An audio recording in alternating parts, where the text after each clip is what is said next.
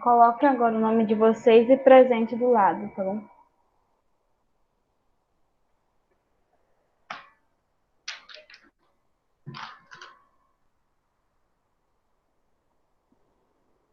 Bom, o assunto de hoje, o roteiro de estudos é geometria espacial, que é visão espacial, planificação, volume e volume de blocos.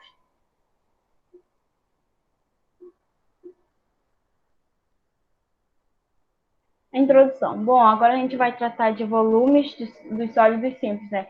Que é o prisma, pirâmide, cilindros, cones e a esfera. Intuitivamente, o volume de um sólido é a quantidade de espaço por ele ocupado. A gente tratava antes da geometria plana. A geometria plana ela é dada em duas dimensões, onde geralmente a gente calculava a área, né, sendo só o comprimento e a largura. Agora, a geometria espacial ela se dá em três dimensões, onde você tem, a gente vai calcular o volume deles. Tá, o volume de um sólido é a quantidade de espaço por ele ocupado. Para exprimir essa quantidade de espaço através de um número, devemos compará-la com uma unidade, e o resultado dessa comparação será chamado de volume.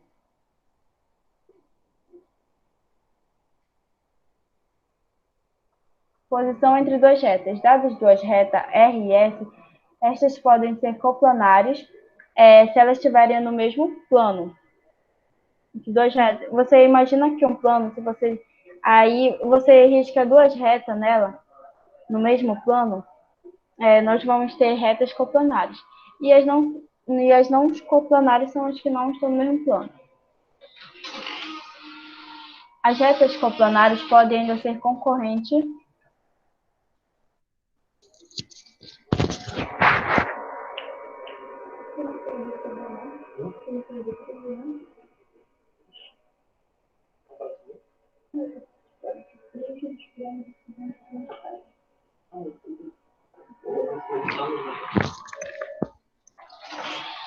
As retas coplanares podem ainda ser concorrentes.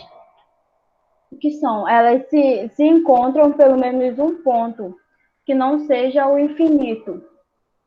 Tem as coincidentes, né? Se por exemplo, a reta S ela for igual a reta R foi igual à reta S. Nós temos retas coincidentes.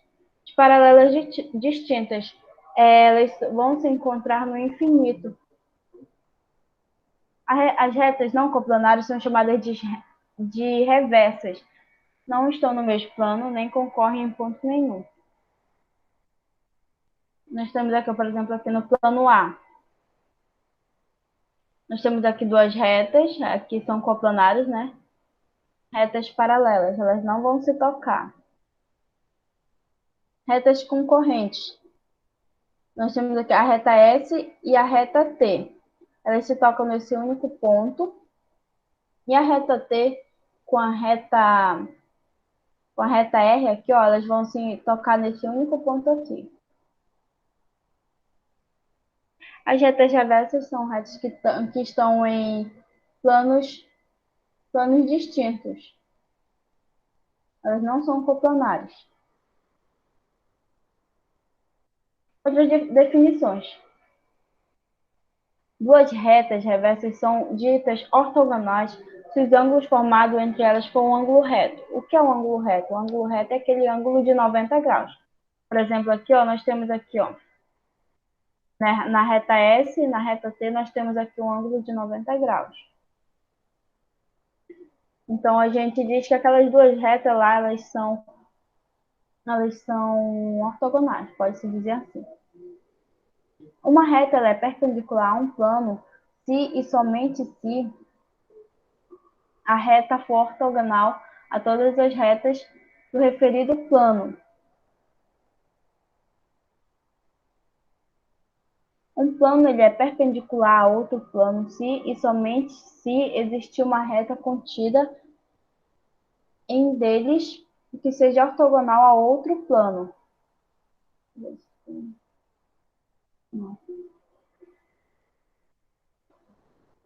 Projeção ortogonal de um ponto sobre um plano é o pé da perpendicular do ponto no plano. A projeção ortogonal de uma figura é o conjunto de todas as projeções ortogonais de todos os pontos da figura sobre o plano. Nós temos aqui outra definição. O diedro ou ângulo diedro é o ângulo formado por dois semiplanos de origem comum, podem ser medidos através de ângulo plano obtido cortando o diedro com o plano perpendicular aos semiplanos. Bom, agora a gente vai falar de prisma. Bom, o que são os prismas? Prismas são sólidos geométricos formados por uma face superior e por uma face inferior, chamada de base, paralelas e congruentes ligadas por arestas. A nomenclatura do prisma, a nomenclatura do prisma depende do formato de suas bases. Quanto às suas arestas laterais, o prisma pode ser classificado como reto quando estas são perpendiculares à base ou oblíquo.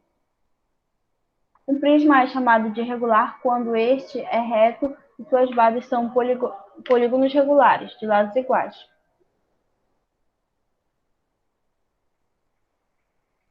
Chamamos área lateral a superfície formada pelas faces laterais do prisma. Na figura, deixa eu ver se está aqui. Tá. Na figura, a área lateral do prisma triangular é a superfície pintada de vermelho. Eu acho que faltou só colocar a figura aqui. Faltou colocar a figura aqui.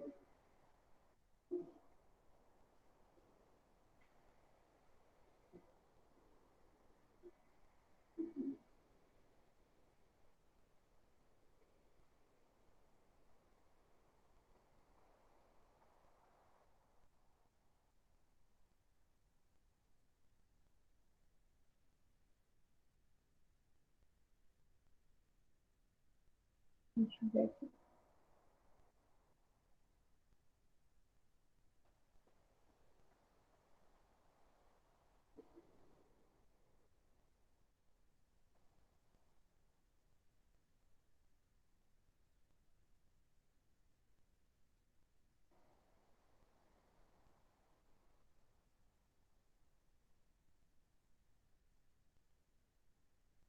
Vocês conseguem ver o PDF aí, né?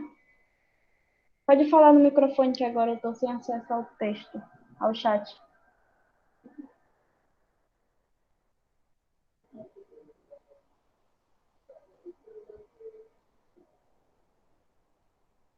Vocês estão vendo o PDF?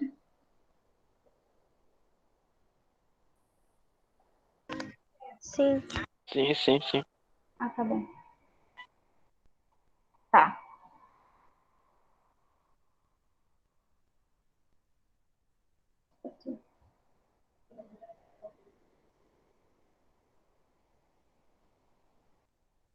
Aqui, ó, as imagens, né, quando a gente estava falando aqui dos prismas, que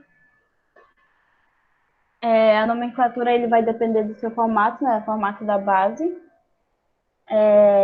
Nós temos aqui o oblíquo, um reto e um regular. O reto é quando as perpendiculares, quando estas são perpendiculares à base, o oblíquo, né? O prisma é chamado de regular. Esse daqui, né, é quando o reto e suas bases são polígonos regulares, de lados iguais.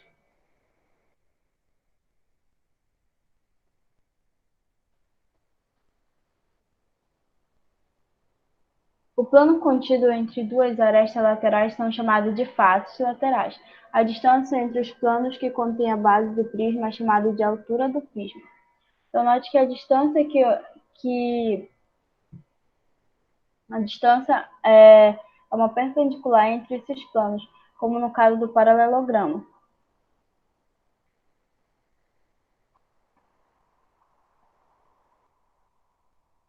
Então, ó, chamamos de área lateral a superfície formada pelas faces laterais do prisma. Então, aqui na figura que não tem lá no PowerPoint, né, na apresentação, que a figura lateral, a área lateral do prisma triangular é a superfície pintada de vermelho. A gente consegue ver aqui diferenciar, né?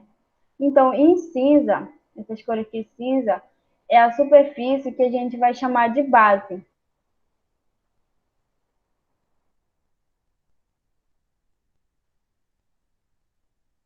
Então, a gente tem a fórmula generalizada dos sólidos prismáticos, que é isso daqui, ó. A área total, ela vai ser a soma da área lateral, né? Por exemplo, aqui do A, da área B, da área C, mais 2 vezes a base.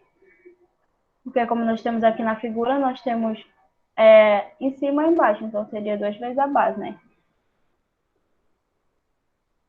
Essa daqui seria a área total.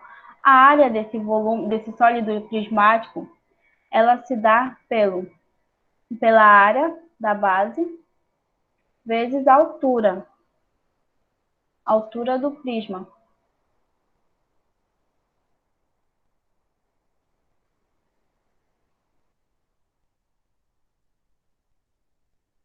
Nós temos aqui, ó, paralelepípedo reto retângulo. Então, como a gente viu no coisa anterior, né? 2.3, não, nesse não, acho que é no outro slide. O paralelepípedo, o retângulo, ele é um prisma reto com bases retangulares. Nós temos aqui ABC, eles são os lados do paralelepípedo. Aqui, ó, o Azinho, A, o B e o C. O BH, que é essa linha aqui, ó. Não sei se eu consigo. Não tem minha caneta. Então, o BH aqui é a diagonal do paralelepípedo. O BE, vou traçar aqui, ó, é a diagonal da face. Que face? Essa face aqui, ó, que é um retângulo que vai de A, B, F e E. Se a gente for traçar uma reta aqui, ó, em EB, nós vamos ter a diagonal dessa face. Então, com base nesses dados, a gente vai ter que a distância, a distância não, esse Dzinho aqui, ó, ele vai ser igual à raiz das componentes dos lados do paralelepípedo. Ela vai ser dada por A ao quadrado mais B quadrado mais C quadrado.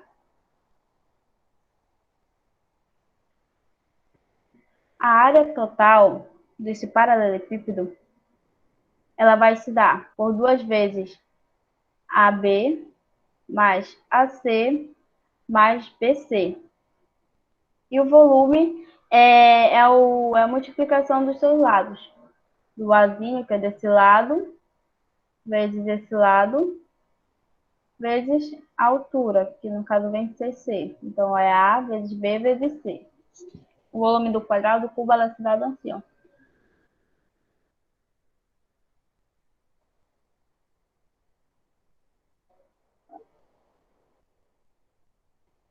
Um cubo ele é um paralelepípedo reto retângulo cujas 3 dimensões são de lados iguais. Assim como o quadrado, né, ele tem a base igual à sua altura. Então, um cubo é uma figura em 3 dimensões, que é quem está trabalhando geometria espacial, são 3 dimensões, né? Então, agora vamos ter 3 dimensões. Então, vamos ter a altura, a largura e o comprimento. Vamos ter 3 lados. Então,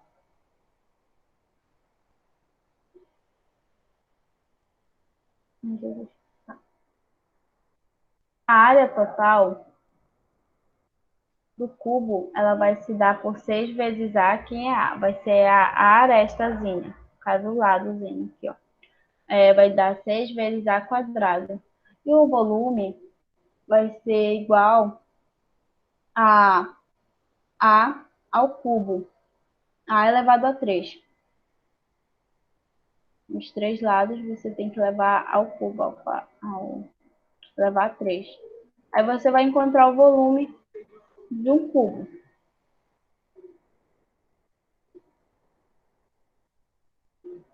O cilindro é uma das figuras da geometria mais utilizada no dia a dia, né? Muitos objetos utilizados têm exatamente formato cilíndrico, geralmente, por exemplo, um copo, uma pilha, ela é cilíndrica, enfim. Então, por isso, o estudo dos cilindros nos dá uma noção importante de espaço e de volume. Por exemplo, de um copo de água, uma panela. Então, dado dois círculos contidos em um plano paralelo distinto, a união desses círculos no espaço tridimensional, a gente vai chamar ele de cilindro. Nós temos aqui, ó, esse plano O, vou chamar esse plano aqui de A, e de baixo eu vou chamar esse plano de B. Então, a união dele, no caso, vai ser a altura, né? Essa parte amarela aqui, ela vai se dar pela união desses dois planos. Isso vai nos dar a ideia de um cilindro. Os círculos são as bases do cilindro, e a cada segmento que une um ponto do círculo com sua projeção no outro círculo, chamamos de geratriz. E a reta que passa pelo centro da base, a gente vai chamar de eixo. O centro da base de um círculo ao centro do outro círculo, no outro plano, certo? A distância entre os planos da base é a altura, ou seja, o tamanho desse cilindro aqui, ó, vai ser a altura dele. Se o eixo do cilindro ele é perpendicular às bases, então o cilindro é chamado de cilindro reto ou cilindro de revolução, porque a superfície lateral é obtida pela rotação de um segmento, a geratriz, no caso, em torno da reta, ou seja, do eixo. Verifique que a lateral do cilindro reto, quando planificada, forma um retângulo.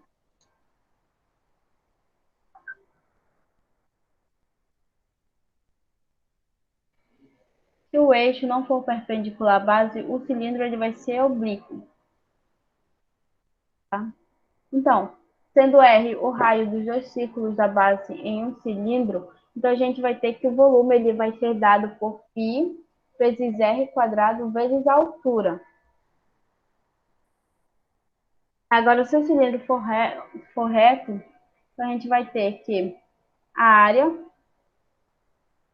ela vai ser igual a área do lado, né, ela vai ser igual a 2 vezes π vezes o raio vezes a altura. E a área da base ela é dada por π vezes r quadrado, ou seja, a área do círculo, né? Então a gente vai ter o produto, a área total, ela vai ser o produto da área do lado, ou seja, pegar isso daqui vezes isso daqui, ó.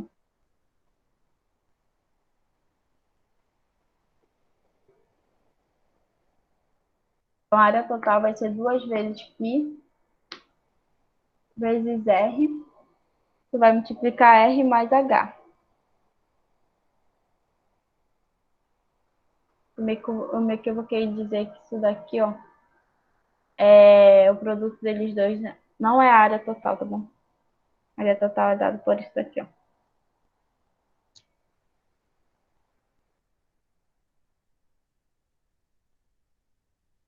Agora a gente vai falar da pirâmide. Então, considere uma região poligonal convexa P e um ponto fora do plano que contém essa região V, e seja X o ponto qualquer de P. Então, ao conjunto de todos os segmentos VX dá-se o nome de pirâmide, sendo P sua base e V o seu vértice. Então, em outras palavras, a pirâmide ele é todo o poliedro formado por uma face inferior e um vértice comum a todas as faces laterais. Essa daqui seria o vértice comum, né? E essa daqui seria a base. Então, todas As faces elas estariam ligadas entre vértices, então a gente vamos ter aqui uma pirâmide.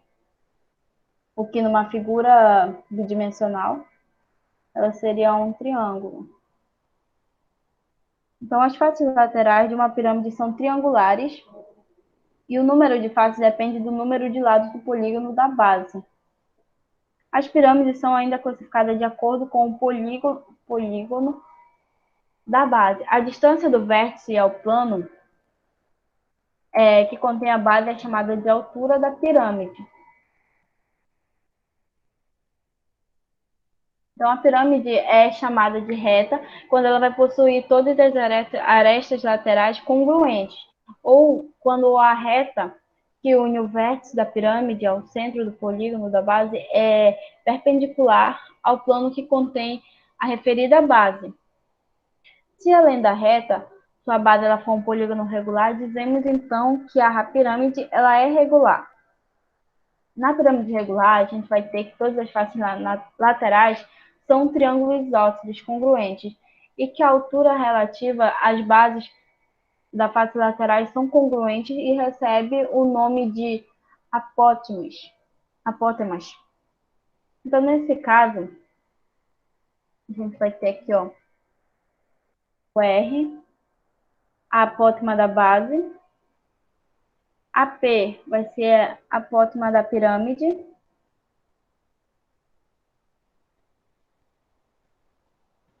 e vamos ter aqui ó, que R quadrado mais H quadrado, ela vai ser o AP quadrado. Isso daqui pelo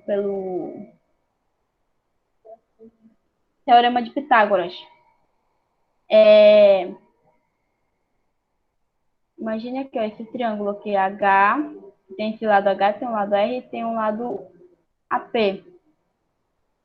A gente sabe que o Teorema de Pitágoras, ele dá aqui, vai ser A quadrado, que é a hipotenusa, né? Vai ser igual ao quadrado dos catetos, soma do quadrado dos catetos. Ou seja, quem seria os catetos aqui seria esse H quadrado mais R quadrado. Então, para a pirâmide, a gente vai ter que a área total vai ser dada pela área do lado mais a área da base.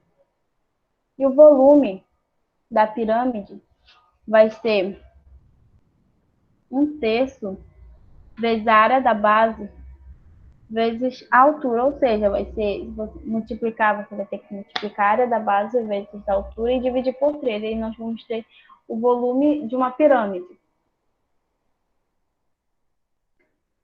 Note que a área total e o volume dependem do polígono da base da pirâmide.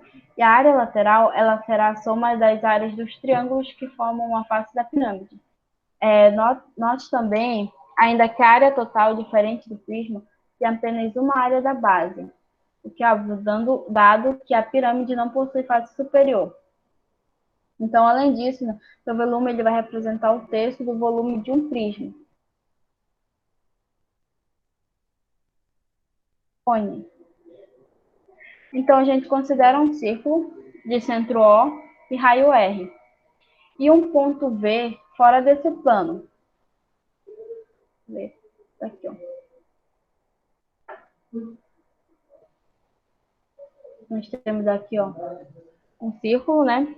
De centro O, que é a origem, e de raio R. A gente vai colocar aqui V, esse ponto V, que é fora do plano, fora desse plano aqui, que contém esse círculo, e seja X um ponto qualquer de P. Ao conjunto de todos os segmentos Vx dá-se o nome de cone circular, sendo C a sua base e V o seu vértice. Então, a gente nota que a definição de cone ela é praticamente a mesma definição da pirâmide, né? De fato, que são figuras semelhantes. Só que se a gente pensar que um cone é uma pirâmide, pensarmos que o cone é uma pirâmide cuja base é um polígono de infinitos lados. O segmento que une o vértice V ao centro O da base é chamada de eixo. A distância entre os vértices entre o vértice e o plano de base. Tá. Então, a distância entre o vértice e o plano da base, ela é dada pela altura do cone. A distância desse vértice até a base, ela vai ser a altura. Então, todo segmento que une o vértice V a um ponto qualquer da circunferência, ela vai ser chamado de geratriz. Se o eixo não for perpendicular à base, o cone vai ser oblíquo.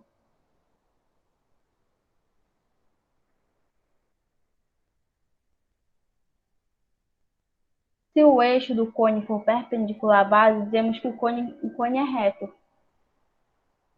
Ou de revolução. Então, nesse caso, todas as geratriz elas vão ser congruentes. Então, a gente vai ter que g quadrado, ou seja, geratriz quadrada, vai ser igual à mesma ideia do triângulo lá, teorema de Pitágoras. Temos aqui a geratriz, nós temos aqui, ó, a altura e o raio, que é a distância do centro até a borda do círculo. Então, G seria a hipotenusa, né? Então, G quadrado vai ser igual a H quadrado mais R quadrado. E para os cones, a gente vai calcular o volume dele pelo seguinte, vai ser π vezes R quadrado vezes H, que é a altura, vai ser todos dividido por 3. E nós vamos ter o volume do cone. Se o cone é reto, então a gente vai ter ainda que a área do lado, ela vai se dar por π vezes G quadrado, cada diretriz. Isso tudo vezes 2πr sobre 2πg. Isso daqui vai nos dar que vai ser a área do lado, vai ser π vezes r vezes g. É só você cortar um g daqui, nós temos r. Você corta esse π com esse π aqui, ó. Seria melhor se tivesse a canetinha. Quando você elimina esse π com esse p, vai sobrar só esse, né? Esse daqui, então, repete. Esse 2 corta com esse 2. 2 dividido por 2 vai dar 1. Elimina e sobra também só esse R aqui, ó. Não tem com quem cortar, então a área do lado do cone ela vai ser dada por πrg. Tudo certo até aqui?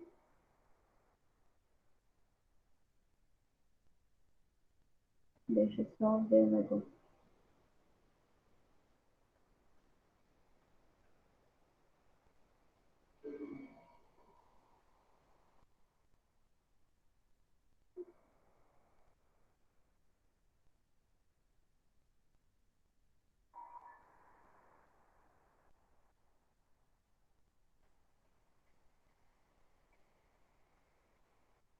Tronco de pirâmide. Então você pode observar que as faces laterais do tronco de pirâmide elas são trapézios, como a gente viu antes em, em aulas passadas. A gente sabe que, ó, você, por exemplo, aqui essa face aqui, ó, isso daqui é um trapézio. Então, seja S1 a base e a base maior, né? E S2 vai ser a base menor. Aqui, ó. Então, conforme a figura ao lado, H é a altura do tronco. É possível demonstrar por semelhança de pirâmide.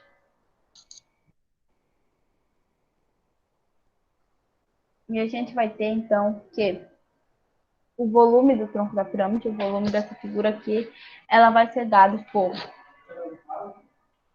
H sobre 3. H dividido para 3, né? Vai ser vezes S1, ou seja, a base maior, mais a raiz quadrada da base, raiz quadrada de S1 vezes S2, ou seja, a base maior com a base menor, mais a base menor.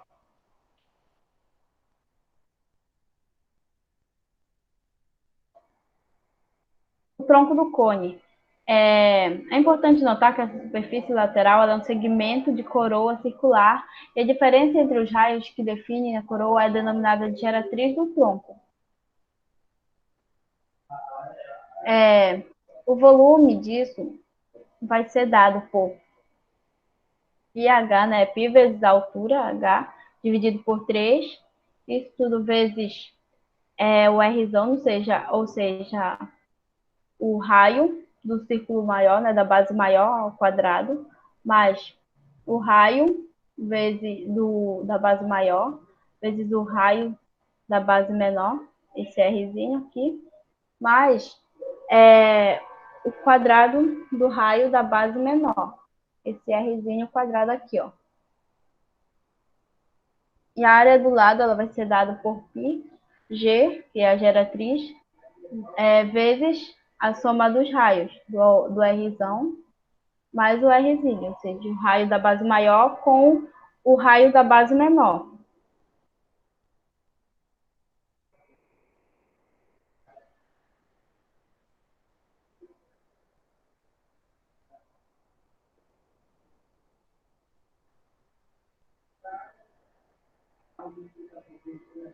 A esfera e superfície esférica. Bom, a esfera, ela coincide... Acho que tá faltando... Essa aqui é a figura. Então tá. A esfera. Considere um ponto C no espaço. Dada uma distância R, chamamos de esfera todos os pontos de espaço que estão a uma distância R ou menor que R de C. É uma extensão do conceito do círculo. A esfera, na verdade, ela é um círculo girado em torno de seus diâmetros.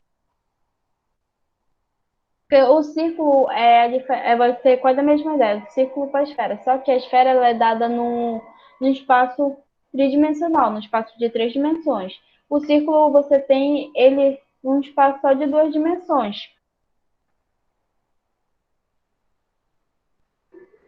A superfície da esfera. Considere um ponto C no espaço. Dado a uma distância R, chamamos de superfície esférica todos os pontos do espaço cuja distância AC é exatamente R. É uma extensão do conceito de circunferência. A superfície esférica, similarmente à esfera, é a circunferência girada em torno de seus diâmetros. Bom, a gente falou bem da aula passada sobre círculos, circunferências e diferenças. Agora nós estamos aplicando esse conceito na esfera, na figura de 3 dimensões. Aqui a figura de 3 dimensões. Temos aqui a esfera. E o volume da esfera ela vai ser dado por 4 dividido por 3 vezes π vezes r ao cubo. O raio ao cubo. E a área da superfície ela vai ser dada por 4 vezes π vezes r quadrado. Ou seja, o raio quadrado. Acabou.